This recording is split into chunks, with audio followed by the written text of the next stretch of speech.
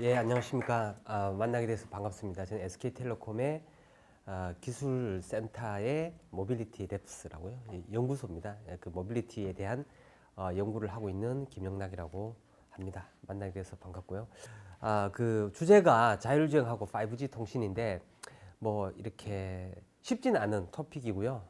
또 요즘 이제 최근에 많은 관심이 또 있는 거는 또 사실이고 또 관심은 많은데 실제로 그 뭐라고 해야 되나 그 실제로 우리가 여기 계신 분들이 이제 제가 듣기로는 대학생들, 대학원생들 또 이렇게 그 회사에 계신 분들인데 실질적으로 우리가 또 취업하려고 하는 분들 입장에서 어떤 취업의 기회가 있는 거냐 혹은 또 장래에 뭔가 이쪽 관련해서 스타트업이든 또 뭐 대기업이든 어떤 일을 하려고 했을 때 과연 어떤 일을 하면 좋겠는가 뭐 이런 측면에서 제가 좀 말씀을 드릴게요. 저는 이제 SK텔레콤에서 한 20년 가까이 20년 사실은 조금 넘었습니다. 20년 조금 넘어서 뭐 보시기에는 어떨지 모르겠지만 생각보다 나이가 좀 더 들었다고 저는 믿고 싶어요. 믿고 싶고 근데 어쨌든 저도 SK텔레콤에 들어와서 원래는 이제 2G, 3G 이동통신부터 시작을 해서 지난 한 3년 전에 이제 모빌리티 쪽에 시작하게 됐고요. 시작하게 된 배경은 이제 우리가 SK텔레콤이 이동통신에서는 뭐 최소한 국내에서 넘버원이고 글로벌로도 여러 가지로 많은 활동들을 많이 하고 있는데 이런 이제 5G 그다음 이동통신 기술이 말 그대로 통신의 연결만 제공해 주는 것에서 떠나서 뭔가 더 밸류 있는 것들을 해보자라는 취지에서 시작이 됐고요. 특히 이제 5G라는 기술을 4차 산업혁명에 활용을 해야 되겠다. 그래서 4차 산업의 여러 분야별로 우리가 많은 뭐 연구 활동을 시작했고 그 중에 하나가 이제 자율주행입니다. 그래서 오늘은 자율주행이 어떤 기술이고 또 5G가 자율주행에 있어서 어떤 연관성을 가지는지에 대해서 말씀을 드릴 거고요. 먼저 자율주행에 대해서 간단히 말씀을 드려보면요. 제가 이제 자율주행 관련된 기사를 저도 이제 주기적으로 뭐 이렇게 좀 모니터링하고 보는데 여기 나와 있는 내용들이 이제 최근 뭐 작년 것도 아니에요. 최근 3, 4월 동안 나와 있는 내용들이고 여러분도 이제 뉴스 검색해 보면 쉽게 알 수 있는 내용들입니다. 보면 뭐 어떤 사람들은 자율주행이 이제 관심에서 뭐 이렇게 좀 지나간 거 아니냐라고 얘기를 하는 분들도 있지만 여전히 이제 자율주행은 많은 관심들이 있는 거고 특히 이제 지금 자율주행 최근 한 3년 전, 2년 전에 자율주행에 거의 뭐 피크가 쳤죠. 많은 기업들이 관심을 가지고 투자도 많이 하게 되고 하는데 최근에 이제 작년부터 조금 더 조용해지기 시작했어요. 조용해지기 시작했는데 조용해졌다는 것은 뭐냐 하면 사람들의 관심을 받는 단계를 벗어나서 이제는 상용화 단계로 접어들었다라고 볼 수 있어요.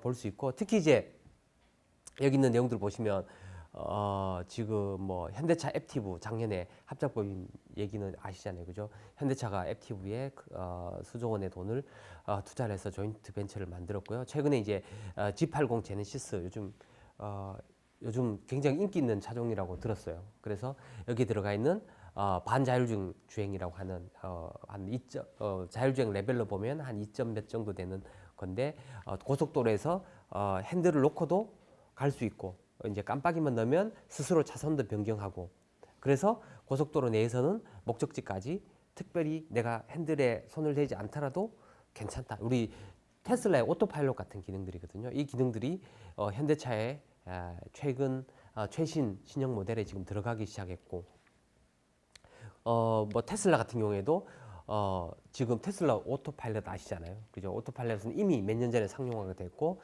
최근에는 이제 로봇택시까지 운영하겠다라고 했고 구글도 마찬가지로 로봇택시 지금 운행을 하고 있고 최근에는 이제 로봇택시뿐만 아니라 배달 구글 웨이모 차량으로 배달 서비스까지 하겠다라는 얘기를 지금 하고 있습니다. 그리고 자율주행 자체가 자동차뿐만 아니라 뭐 드론 그 다음에 트럭 여기 이제 트럭 얘기도 있죠. 그 다음에 트럭, 선박, 그죠? 선박, 트럭, 그 다음에 뭐 여러 가지 이제 셔틀 이런 다양한 영역에서 자율주행 기술이 지금 확대되고 있는 상황입니다. 예.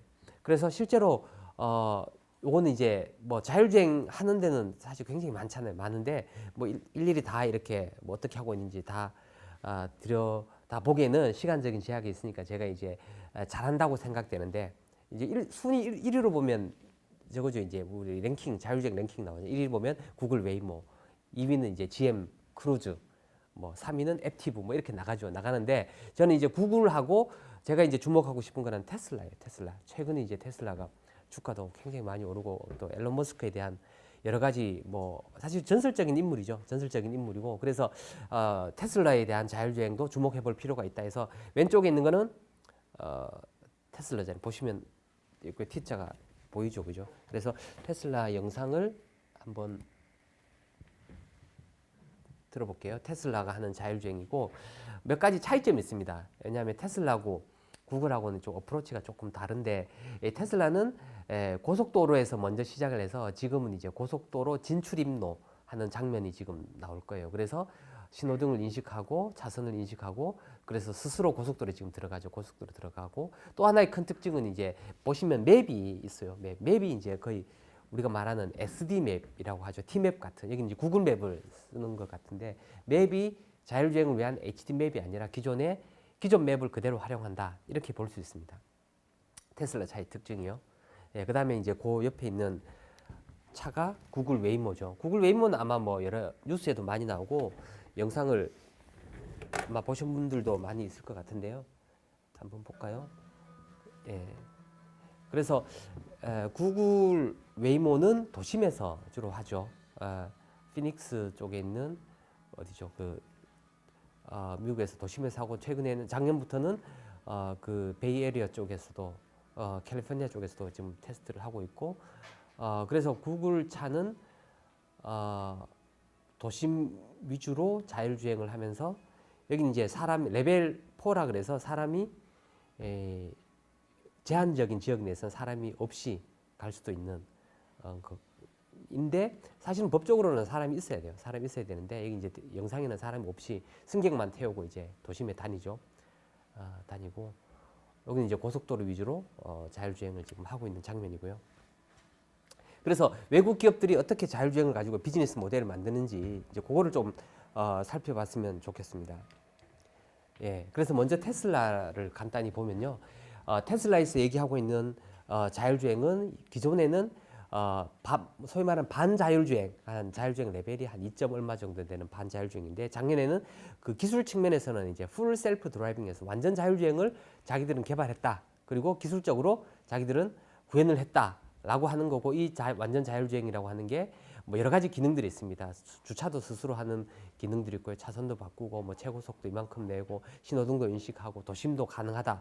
라고 이제 얘기를 많이 하죠. 얘기를 많이 하는데 아직 이제 미국에 내에서도 상용으로 승인을 받은 건 아니에요. 기술 개발 단계에 있는 거고 아직 상용으로 다닌 건 아니고요. 상용으로 다니는 거는 아까 이제 그 소위 말하는 반자율주행, 아까 이제 현대차에서 G80처럼 고속도로에서 차선을 바꾸고 앞차가 쓰면 쓰고 가면 가고 하는 이런 오토크루즈 기능, 위험 상황에서 급정거를 한다든가 이런 ADAS의 약간 더 추가된 기능 정도 한 2.5 정도 3.0은 아니고요. 그 정도 기능들은 지금 상용화되어 있고요. 하지만 이제 테슬라가 꿈꾸는 것은 완전 자율주행 기능을 해서 이제 뉴스를 보면 이런 얘기가 나와요. 테슬라는 자율주행 차를 예를 들어 여기 뭐 서울대 주변에 신림동에 테슬라 차가 예를 들어 뭐 이 주변에 관악구에 테슬라 차량이 예를 들어 100대가 있다. 그러면 테슬라에서 앱을 이렇게 하는 거예요. 이 주민들한테. 그러면 거기서 테슬라 차를 갖고 있는 사람은 차라는 게 항상 쓰는 게 아니잖아요. 내가 출퇴근하다가 안 쓸 때는 그냥 세워놓으면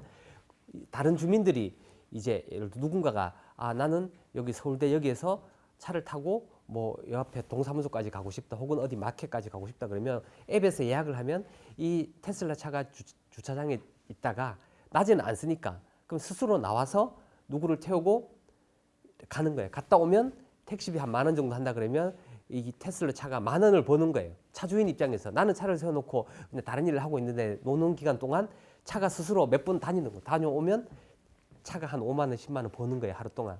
굉장히 좋잖아요. 그죠? 차 주인 입장에서 사고만 안 난다면 좋겠죠. 이제 그런 컨셉을 테슬라는 생각하고 있어요. 그래서 테슬라가 얘기하는 로보택시도 그 컨셉이에요. 미국 같은데 테슬라 차가 동네에 차가 10대 있으면 그 10대가 택시 역할을 하는 거예요. 앱을 불리면. 이제 그렇게 해서 카쉐어링까지 해보겠다는 게 테슬라 생각이고 뭐 상당히 일리는 있죠. 일리는데 우리나라에서는 그게 뭐 당장은 쉽지 않을 거예요. 그거는 제가 나중에 좀 얘기를 할게요. 실제로 자율주행이 상용화되려면 어떤 문제가 있는지 그런 것들은 좀 이따 말씀드리고요. 여기서 중요한 거는 이제 테슬라의 어프로치는 뭐냐면 차를 팔겠다. 자율주행 차를 파는 게 목표예요. 그렇다 보니까 차 가격이 비싸면 안 팔릴 거 아니에요. 그러면 자율주행이 되는 차를 그러면 얼마를 받고 팔면 되겠는가? 이 고민들이 있을 거 아니에요. 여러분들은 자율주행 차를 산다면 얼마를 주고 사겠어요? 예를 들어 우리 지금 뭐 소나타, 아반떼 정도 한 4천만 원 정도 차 가격이 해요. 그러면 자율주행 된다라고 하면 얼마 정도 더 주면 사시겠어요? 4,500, 한 1,000만 원. 1,000만 원 정도 좀 사시겠다. 그러니까 지금 정확하게 보셨어요. 보통 사람들이 설문조사를 해보면 차 가격이 한 1,000만 원 정도. 물론 내가 뭐 한 2억, 3억짜리 차를 타는 사람은 1억 정도 더 줘도 사겠죠. 근데 보통 이제 일반인들 같은 경우에는 한 1,000만 원 정도 플러스가 되면 자율주행 차를 사겠다는 의향이 있어요. 그래서 테슬라는 뭐냐면 자율주행에 들어가는 센서가 이제 하드웨어잖아요. 뭐 이렇게 카메라, 레이더 같은 레이더, 라이더 이걸 다 센서라고 얘기했는데 이 하드웨어를 기본적으로 차에 다 넣어서 팔아요. 그러니까 차를 산다. 예를 들어 모델 3 같은 경우에는 모델 S 같은 경우는 한 1억 3천 정도 하거든요. 차 가격이. 그러면 이거를 내가 차를 사면 기본적으로 자율주행 하드웨어는 다 들어가 있어요. 그리고 자율주행이 되는 소프트웨어를 하려고 하면 나중에 구매를 하면 돼요. 뭐 온라인으로 결제를 하면 그 결제 금액이 얼마냐면 한 7, 800만 원 정도. 돈을 내면 이게 이제 오토파일럿이 되는 거예요. 나중에 자율주행도 그렇게 하겠다는 거예요. 그러다 보니까 차 가격에 한 1,000만 원 정도, 하드웨어, 소프트웨어 정도 가격 합치면 대충 한 1,000만 원 정도의 비용이 되도록 차를 이렇게 만든 거예요. 이렇게 만들려다 보니까 문제가 뭐냐면 이게 보시면 아시겠지만 레이더, 카메라, 그 다음에 초음파 센서, GPS 없는 게 있죠 하나. 보통 자율주행이라고 하면 제일 중요한 센서 중에 하나가 빠져 있잖아요. 어떤 걸까요? 그렇죠. 라이다가 빠져 있습니다. 라이다는 사실은 자율주행에 있어서 제일 중요하다고 볼 수 있습니다. 왜 라이다하고 카메라 차이점을 아시죠? 카메라는 우리 많이 쓰잖아요. 카메라는 예를 들어 지금처럼 따뜻한 봄 날씨가 좋을 때는 굉장히 그 인식력이 좋죠. 신호등도 보이고 표지판도 보이고 그 다음에 차선도 잘 보이죠. 인식률도 굉장히 높죠. 사람보다 어쩌면 인식률이 더 좋을 수 있어요. 좋은 환경에서는. 근데 문제는 뭐냐면 비가 오거나 밤에 그 다음에 날씨가 안 좋을 때는 카메라는 굉장히 어렵습니다. 왜냐하면 사람 눈보다는 아직 저기 하거든요. 그래서 빛이 반사된다든가 특히 신호등을 인식을 해야 되는데 빛이 반사된다. 카메라는 인식률이 굉장히 떨어집니다. 저희도 테스트를 해보면 뭐 신호등을 인식한다 해도 실제로 밤에 사거리에 신호등이 있는데 그 뒤에 뭐 상가에서 불빛이 반짝반짝거린다. 그러면 이게 상가 네온사인인지 이 신호등인지 알아보기 되게 힘들거든요. 그래서 라이다는 자율주행에 있어서 굉장히 필수적인 센서라고 얘기해요. 근데 단점이 항상 성능이 좋으면 단점은 비싸다는 거죠. 라이다는 굉장히 비쌉니다. 조금 좋은 거는 뭐 벨로다인의 뭐 32채널, 60 몇 채널이 그거거든요. 이 스캐닝하는 라이자 빛이 몇 개 나오느냐. 라는 건데 보통 원 채널이라 그러면 하나만 이렇게 뺑글뺑글 돌고 이건 뭐 당연히 싸겠죠. 몇십만 원. 근데 우리가 최소한 물체를 인식하고 하려면 이게 한 32채널 정도 돼야 16채널 이상은 돼야 됩니다. 16채널이라는 거는 이 스캐닝하는 빔이 16개 이렇게 쫙 나와서 그 정도는 해야 대충 보면 사람인지 뭔지 알 수 있거든요. 근데 그 가격이 5천만 원에서 한 1억 정도 됩니다. 64채널은 1억이 넘거든요. 그래서 라이다 가격이 굉장히 비싸거든요. 비싸기 때문에 만약에 차에 라이다 1억짜리 단다고 하면 차 가격이 1억 3천인데 라이다를 1억짜리 단다고 하면 누가 사기 쉽지 않겠죠. 그죠? 팔리기 쉽지 않죠. 그래서 이 테슬라는 차를 팔아야 되기 때문에 제일 비싼 센서인 라이다를 뺐습니다. 라이다를 뺐기 때문에 아까처럼 문제가 있을 수 있어요. 나쁜 날씨 조건에서 어떻게 할 거냐라는 게 굉장히 이슈가 될 수 있습니다. 예를 들어 눈이 오면 차선이 안 보이잖아요. 차선이 안 보이면 내가 뭘 보고 가야 되죠?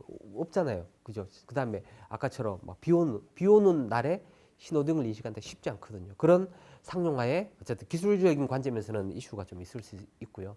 이 반대로 웨이모 같은 경우에는 구글이 생각하는 비즈니스 모델은 뭐냐면 구글은 차를 파는 게 아니잖아요. 구글은 자동차 회사가 아니잖아요. 구글은 자율주행을 왜 하냐? 라고 구글한테 제가 직접 물어보진 않았지만 여러 가지 뭐 통해서 구글의 생각은 뭐냐면 자율주행 기반의 서비스를 하는 거예요. 서비스. 그러니까 미국은 택시 잡기 되게 힘들잖아요. 택시도 되게 비싸고. 그래서 그런 택시 같은 서비스를 차 한 대를 가지고 하면 굉장히 좋겠다. 또 미국은 우리나라처럼 이렇게 밀집돼 있지 않잖아요. 그리고 택시도 잘 없고. 그러다 보니까 자율주행하기 굉장히 용이한 구조거든요.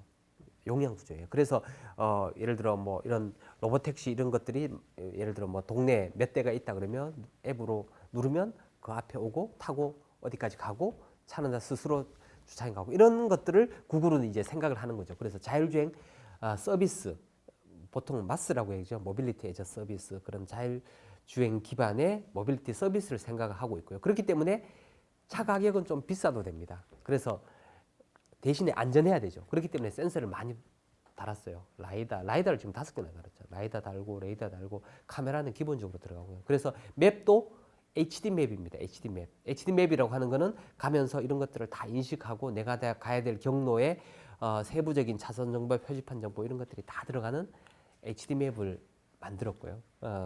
그리고 구글이 또 잘하고 있는 영역 중에 하나가 그 딥러닝이죠. 딥러닝. 그래서 영상 인식부터 시작해서 자동차에 들어가는 딥러닝 기술은 구글이 굉장히 앞서 있다. 뭐 실주행 몇 킬로 내기 기사에 나오잖아요. 그만큼 많은 경험과 노하우가 이제 들어간 거죠. 자율주행차에.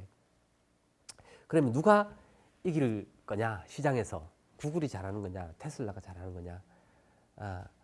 라고 보면 사람마다 생각이 다를 수 있겠지만 제가 볼 때는 테슬라가 훨씬 더 잘하고 있다라는 생각이 들어요. 구글은 아직까지 돈을 못 벌고 있다. 돈 벌기가 쉽지 않다. 왜냐하면 이렇게 차 한 대 만들면 적게 들어도 하드웨어 가격만 한 3억 정도 들거든요. 2억에서 3억 정도. 근데 이제 구글이 만드니까 아무래도 좀 싸게 만들겠죠. 뭐 이렇게 하니까. 또 구글 입장에서는 라이다를 많이 쓰다 보니까 라이다를 또 직접 만들어요. 라이다도 직접 만들고 프로세서도 그 GPU 처리하는 프로세서도 직접 만들고 하기 때문에 투자한 돈이 어마어마하게 많습니다. 근데 실질적으로 구글이 수익은 올리지 못하고 있다. 올리기 어렵기 되게 어려운 구조를 가지고 있고요. 이제 반대로 그러면 우리나라에서 뭐 아까 자율주행 상용화가 언제 될 거냐? 굉장히 중요한 질문이죠. 그리고 굉장히 답하기 어려운 질문이에요. 사실은 어느 누구도 자율주행 언제 된다고 말하기 되게 어렵지만 해결해야 될 몇 가지 문제가 있어요. 자율주행 상용화가 되려면. 그 첫 번째가 뭐냐면 이제 안전성이에요. 안전성. 사고 났을 때 누가 책임질 거냐? 지금 뭐 차를 운전하고 계신 분들도 있겠지만 운전하다가 사고 나면 명확하거든요.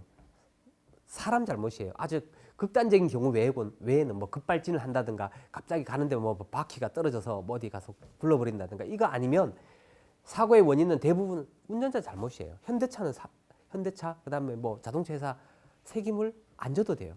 그냥 사람끼리 싸우다가 안 되면 보험회사 부르잖아요. 그죠?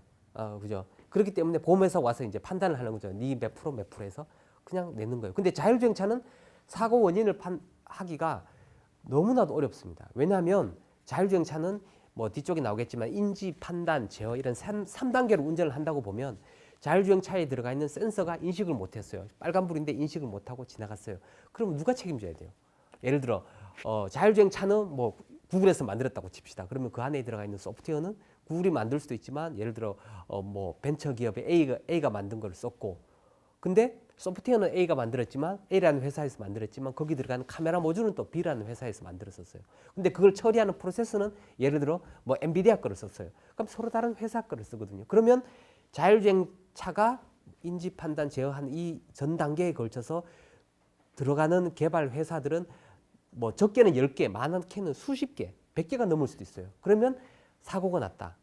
그 원인 누가 책임질 거냐는 거죠. 그게 쉽지 않거든요. 현재로는 답이 없어요. 답이 없고 이 문제를 푸는데 상당한 시간이 걸릴 거다라는 게 있고요. 첫 번째는 안정성 문제, 두 번째는 자율주행에 있어서 제일 큰 걸림돌 중에 하나는 이제 코스트, 소위 말하는 가격 이슈가 있습니다. 자율주행차를 한 대를 만드는데 이렇게 만드는데 최소한 3억, 소프트웨어 비용까지 하면 10억이 들어가요. 최소한 10억이 들어가요. 10억이 들어가거든요. 그러면 10억짜리 차를 가지고 그 운행을 했을 때 수익이 나오느냐라는 것들이 굉장히 예를 들어 10억을 내가 회사 사장인데 10억을 투자했어요. 그럼 1년에 최소한 1억은 뽑아야 될 거 아니에요, 그죠? 10억 투자했으면 1억까지 아니더라도 예를 들어 한 5%만 뽑는다고 합시다. 그럼 5천만 원을 뽑아야 되는데 자율주행차 한 대로 5천만 원 뽑으려면 결국은 한 달에 500만 원은 벌어야 되겠죠. 이 차 한 대가 다니면서 500만 원 벌어야 되는데 쉽지 않습니다. 왜냐하면 이 지금 뭐 강남에서 이 관악까지 예를 들어 내가 택시를 타면 뭐 만 원 조금 더 나오죠. 한 15,000원? 2만 원 안 나올 거야. 아마 만 원, 15,000원 택시비인데 자율주행 차를 탔는데 만 원, 15,000원 내고 여기서 강남까지 가는 자율주행 차를 만들 수 있냐? 쉽지 않아요. 현재는 굉장히 어렵습니다. 특히 도심에서. 근데 가다가 사고라도 한번 내면 사고료, 보험료 이렇게 따져보면 10억짜리 차 한 대가 1년에 5천만 원 벌기 쉽지 않아요. 쉽지 않아요. 특히 감가상각 이런 거 따져보면. 그래서 이런 일반적인 환경에서는 자율주행이 상용화되기는 상당히 어렵다. 현재로는 그렇습니다. 현재로는 그렇고요. 그래서 이제 보통 많이 얘기하는 게 뭐냐면 제가 앞쪽에도 잠깐 나와 있지만 이런 지자체 중심으로 화성시, 세종시, 서울 상암동 지자체를 중심으로 해서 어쨌든 국민 뭐라고 해야 되나 서비스 차원에서 이제 자율주행을 많이 하고 있는 게 현재 수준입니다. 그래서 기사들 보면 뭐 대구시에서 뭘 했다, 뭐 그다음에 뭐 화성시에서 뭘 했다고 하는 지자체 중심으로 해서 자율주행에 대한 서비스들이 많이 얘기가 되고 있고 지금 현재 진행이 되고 있습니다. 그다음에 뭐 자율주행에 대한 인지 판단 제어 이런 얘기를 많이 들으셨을 텐데요. 뭐 영어로 말하면 인지를 보통 뭐 레커그니션 이렇게 얘기하시는 분들도 있는데 정확한 표현은 퍼셉션입니다. 왜냐하면 외국 사람들이 하는 걸로 보면 퍼셉션이고요. 판단, 뭐 디시전 뭐 이렇게 얘기할 수 있는데 뭐 틀렸다고는 할 수 없습니다. 근데 정확하게 말하면 패스 플래닝이거든요. 경로를 어떻게 설정할 거냐는 거고 그 다음에 자동차를 제어하는 거예요. 그러면 사람이 운전하는 거하고 똑같아요. 일단은 눈으로 보고 인지하고 그 다음에 내가 어디로 갈지 서야 할지 왼쪽으로 갈지 오른쪽으로 갈지 차선을 바꿀지 이 경로 설정을 하는 거잖아요. 그죠? 경로 설정을 하면 그 다음에 엑셀을 밟든 브레이크를 밟든 기어를 바꾸든 하는 거죠. 이게 이제 차를 제어하는 컨트롤이죠. 그래서 뭐 우리는 사람은 무의식 중에 이런 것들을 하지만 자율주행차는 이런 3단계에 걸쳐서 그리고 각 단계별로 굉장히 그 세부적인 기술들이 많이 들어가게 돼 있습니다. 많이 들어가게 돼 있고요. 뭐 차를 제어하는 부분은 기존의 자동차 회사가 사실은 제일 잘하죠. 차를 실제로 만드는 거니까. 그 다음에 이제 요 앞에 있는 두 단계는 자동차 회사들이 잘할 수도 있다고 생각이 되지만 꼭 그런 건 아니에요. 왜냐하면 여기서 들어가는 게 핵심 기술 중에 하나가 인공지능 기술이거든요. 딥러닝 기술이고 그 딥러닝 기술을 잘 했던 데가 이제 ICT 기업이죠. 이제 구글부터 시작해서 뭐 요즘 아마존도 그렇고 구글도 그렇고 국내도 많은 기업들이 지금 딥러닝에 대해서 연구를 많이 하고 있잖아요. 그래서 딥러닝에 대한 기술을 가진 회사들이 이 앞쪽에 많이 기술력이 있다라고 볼 수 있고요. 그래서 보면 미국에 있는 스타트업이나 우리나라 스타트업도 이 앞쪽에 하고 있는 것 기업들이 되게 많아요. 왜냐하면 뒤쪽이나 이쪽 컨트롤이나 이 패스 플래닝 쪽으로 하려면 자동차의 전문 지식이 있어야 되고 또 자동차 회사들이 많이 하고 있기 때문에 나는 자동차를 만들지도 않는데 내가 자동차를 제어할게. 내가 제어하는 소프트웨어를 만들어서 자동차 회사에 팔게. 이게 워킹하기 힘든 BM이거든요. 그래서 많은 ICT 기업들, 스타트업들은 이 앞쪽에 퍼셉션 쪽에 연구를 많이 하고 있고요. 그래서 이제 자율주행차 운행하는 데 필요로 하는 신호등을 인식한다, 차선을 인식한다 이런 인지 기술이 요즘 연구를 많이 하죠. 그래서 딥러닝이 굉장히 중요한 기술임에는 틀림이 없습니다. 이제 자율주행이 기술적으로 굉장히 완성도가 굉장히 높습니다. 뭐 이거 외에도 유튜브에서 자율주행 관련된 거 보면 막 비 오고 비가 막 쏟아지는 데서도 자율주행 막 신호등 인식해서 찾아가고 이런 영상들이 되게 많아요. 그 미국에 있는 스타트업들이 투자받기 위해서 만든 영상들 보면 굉장히 뛰어난 자율주행 차들이 많고 또 뭐 우버도 그렇고 테슬라, 구글 외에도 뭐 아까 이제 앱티브나 죽스 미국에 있는 회사들 엄청 많잖아요. 무슨 AI에서 자율주행 하는 데가 많은데 완성도가 굉장히 많이 높아졌어요. 그럼에도 불구하고 이제 이런 사고들이 심심찮게 일어나잖아요. 일어나고 있고 사고의 이제 많은 원인들은 이제 아까 앞에서 말씀드린 거는 퍼셉션에 대한 문제가 있어요. 야간에 이제 이것도 한때 굉장히 화제가 됐던 거죠. 이제 그 어떤 40대, 50대 아주머니분, 여성분이 자전거를 타고 지나가는데 인식을 못해서 이제 우버 자율주행차가 이제 사고가 났던 거. 테슬라도 마찬가지로 앞에 이제 트럭이 지나가는데 트럭이 이제 흰색인데 빛이 반사가 되는 걸 인지를 못해서 트럭을 뭐 방전하는 이런 사례들은 굉장히 많아요. 그래서 테슬라도 라이다를 안 쓰고 카메라만 가지고 자율주행이 되겠는가라는 게 굉장히 이 챌린징 포인트예요. 그러면 지금처럼 날씨가 좋을 때는 자율주행이 잘 돼요. 비 오면 자율주행이 예를 들어 안 돼요. 그러면 테슬라 차를 샀어요. 그럼 오늘을 내가 차를 타기 전에 오늘은 자율주행이 될까 안 될까 누구한테 물어봐야 돼요? 그게 애매모호하잖아요. 날씨라는 게 날씨가 좋다 안 좋다 이런 날씨도 있지만 애매모호한 날씨가 되게 많거든요. 보통 이제 전문 용어로 아리까리한 날씨 있잖아요. 비가 오는 것도 아니고 흐리기도 한데 좀 지나니까 뭐 또 괜찮고 뭐 이런 경우들이 많잖아요. 그러면 그렇다고 해서 테슬라가 자율주행차를 만들면서 팔면서 소비자들한테 사고가 나면 당신이 책임지시오. 근데 우리 차는 라이다가 없기 때문에 비 오거나 날씨가 안 좋으면 사고 날 수도 있으니 미리 알고 네가 책임지시오. 라고 하면 사는 사람 입장에서는 되게 찝찝하죠. 찝찝하죠. 그래서 자율주행이 되게 어려운 겁니다. 되게 어려운 거고요. 특히 이제 이 문제가 또 왜 나오냐 그러면 자율주행 뭐 뒤쪽에서도 얘기했지만 레벨 3라고 얘기하면 자율주행 레벨 3의 정의는 차가 스스로 판단해서 운행할 수 있어요. 근데 긴급 상황에서는 운전자가 개입을 해야 되거든요. 그게 레벨 3 정의예요. 그렇기 때문에 반드시 운전자가 개입할 수 있도록 운전자는 차에 타서 모니터링을 하고 있어야 돼요. 그리고 사고가 나기 직전에 핸들을 돌리든지 브레이크를 밟든지 해야 되는 게 운전자 몫이거든요. 그래서 레벨 3 사고 나면 운전자 책임이에요. 그런데 사람들은 잘 모르죠. 왜냐하면 오토파일럿 막 영상 보면은 막 스스로 막 핸들 돌아가고 차선 바꾸고 막 하니까 이 차를 사면 내가 고속도로 주행할 때 자도 되는구나. 스마트폰에 딴 거를 막 봐도 되는구나.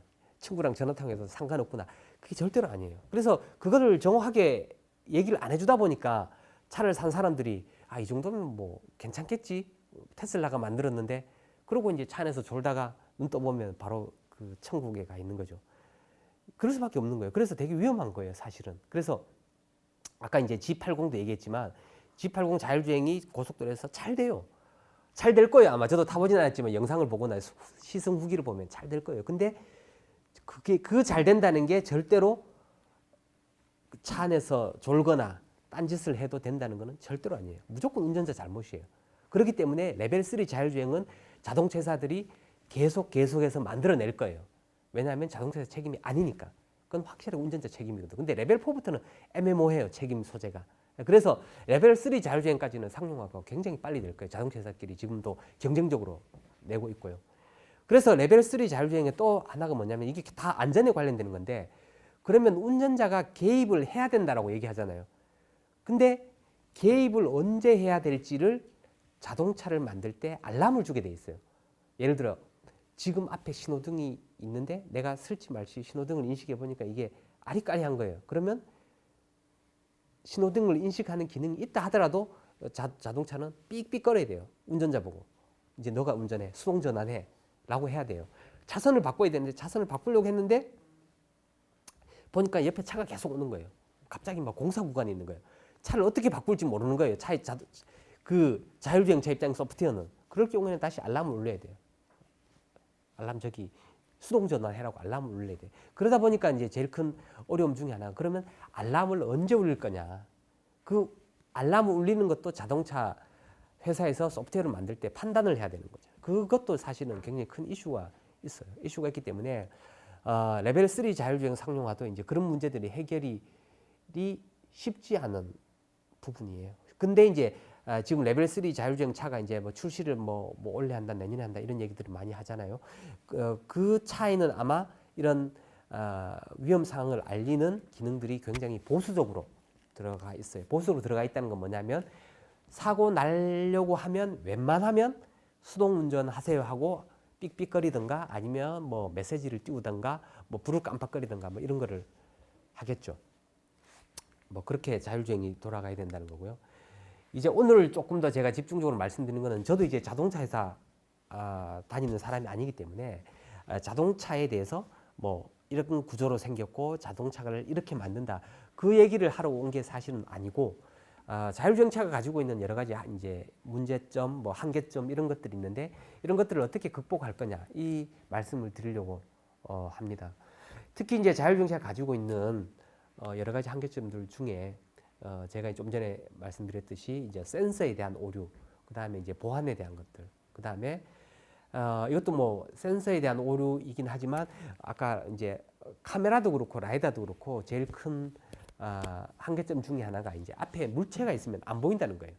그죠? 내가 라이다를 이렇게 삑삑 돌려도 앞에 차가 있으면 그 앞에 있는 게 안 보이고 또 건물에 가려져 있으면 건물 뒤에서 예를 들어 차가 갑자기 이렇게 막 끼어들다든가 예를 들어 사람이 들어온다든가 뭐 오토바이가 들어온다 이런 것들을 알 수가 없어요. 그래서 이런 것들을 어떻게 해결할 거냐라는 부분에 있어서 이제 ICT 기술들이 어떻게 적용이 될 거냐 이런 부분을 좀 말씀드리려고 합니다.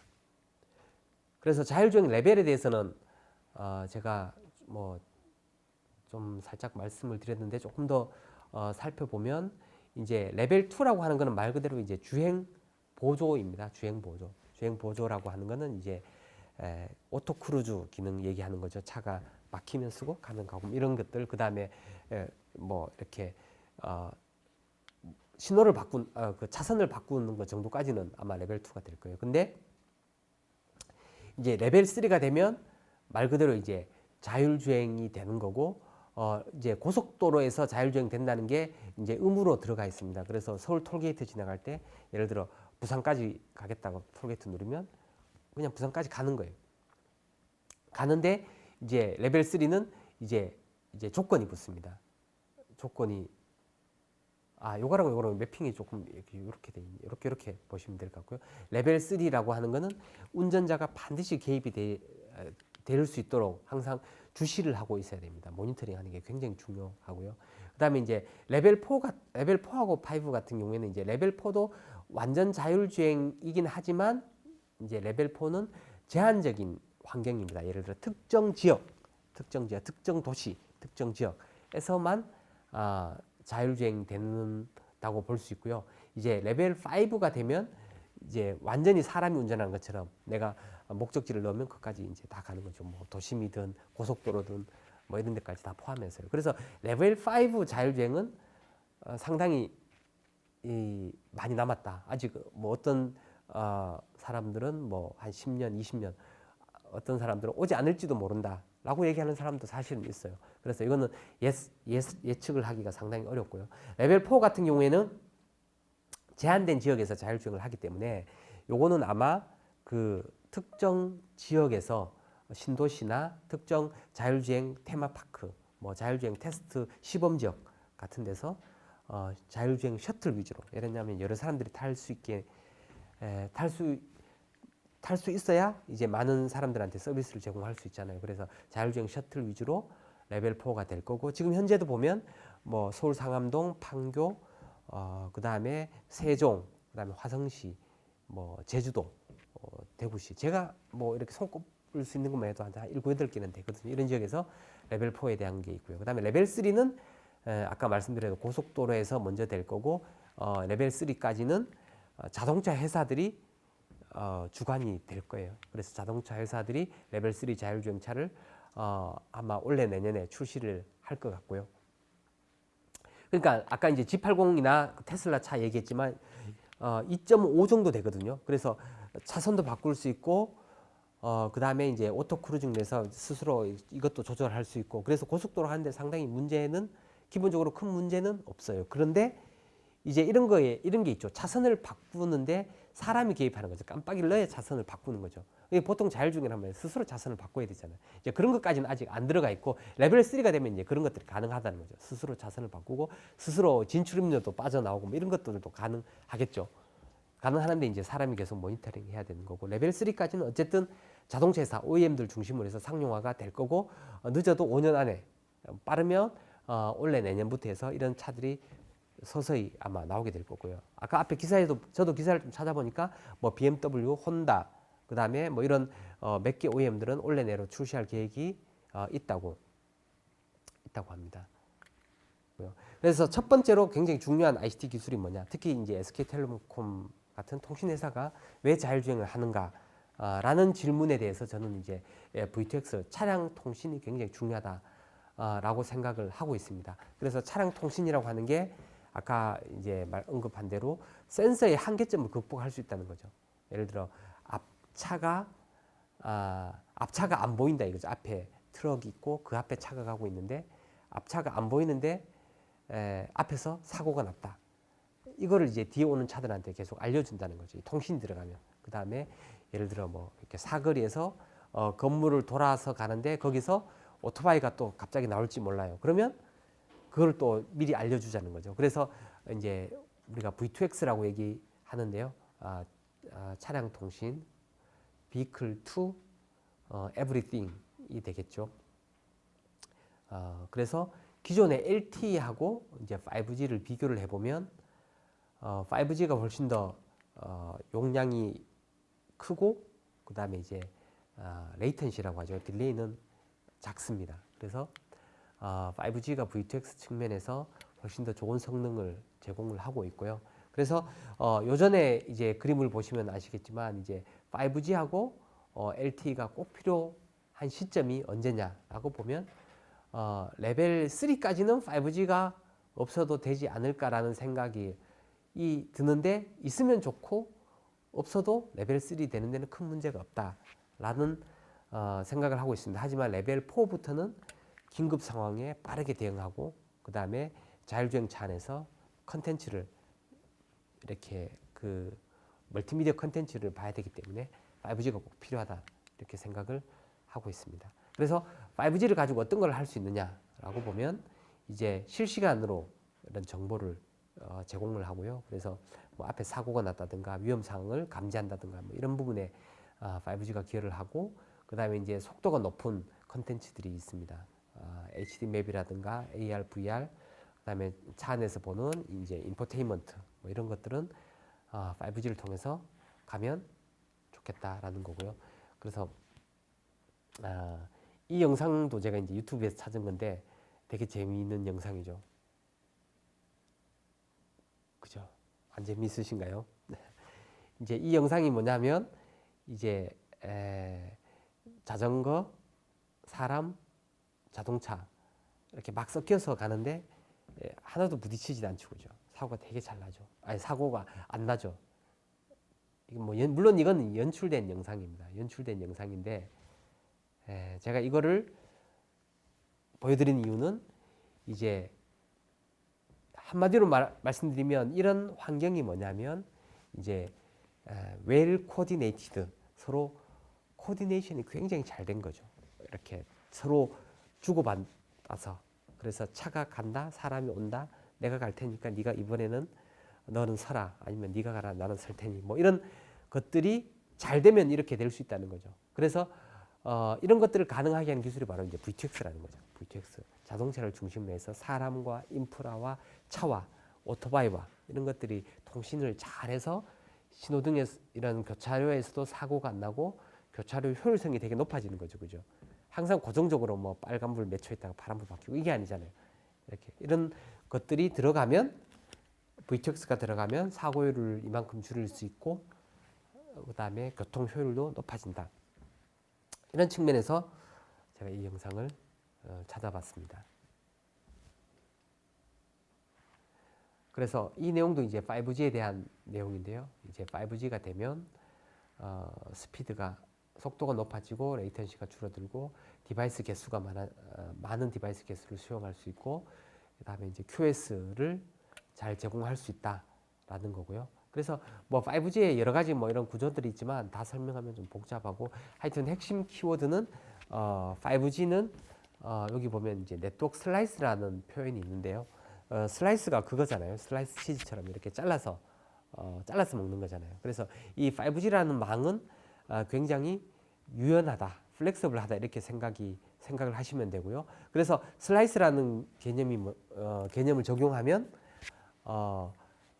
어떤 유저는 예를 들어 뭐 유튜브를 많이 본다 이런 영상을 대용량의 영상을 많이 본다면 거기에 맞는 네트워크 품질을 제공해주고 용량은 안 크지만 굉장히 그 릴라이빌리티가 굉장히 높은 데이터를 보내야 된다. 지금처럼 자동차에 뭘 한다든가, 그 다음에 IoT 무슨 데이터를 센싱해서 뭘 보낸다든가, 그 데이터는 또 거기에 맞는 서비스 품질을 만들어서 보낸다는 거죠. 그래서 망 자체가 딱 고정되어 있는 게 아니라 망의 품질이 서비스에 따라서 이렇게 슬라이싱을 해서 원하는 서비스를 만들어서 제공해 줄 수 있다는 게 5G 망의 가장 큰 특징이라고 할 수 있습니다.